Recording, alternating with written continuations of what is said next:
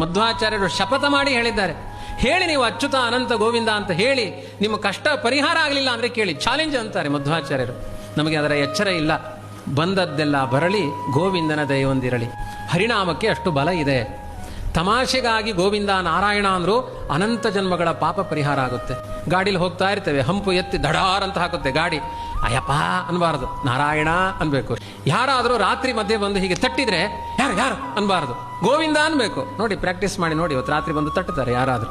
ಪಾತ್ರೆ ಹಿಡ್ಕೊಂಡು ಹೋಗ್ತಾ ಇದ್ರು, ಕಾಲ್ ಜಾರಿತು, ಸ್ಟೆಪ್ಪು ದಡ್ಡ ಬಿದ್ರು, ಗೋವಿಂದ ಅನ್ನಿ ಬಿದ್ರು ಅಂತ ಅರ್ಥ. ಕರೆಂಟ್ ಹೋಯ್ತು, ಗೋವಿಂದ ಅನ್ನಿ.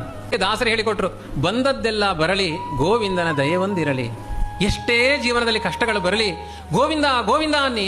ಹೂವೆತ್ತಿದ ಹಾಗೆ, ಹತ್ತಿ ಎತ್ತಿದಂತೆ ನಿಮ್ಮ ಕಷ್ಟಗಳನ್ನು ಪರಿಹಾರ ಮಾಡ್ತಾನೆ. ಬೆಳಿಗ್ಗೆ ಮುಂಜಾನೆ ಎದ್ದು ಗೋವಿಂದ ಎನ್ನಿ, ಸಂಜೆಯ ತನಕ ನೀವು ಬಂದದ್ದೆಲ್ಲ ಬರಲಿ ಗೋವಿಂದ ಅನ್ನಿ. ನಮ್ಮ ಬದುಕಿನ ಎಲ್ಲಾ ಕಷ್ಟ ಪರಿಹಾರ ಮಾಡ್ತಾನೆ.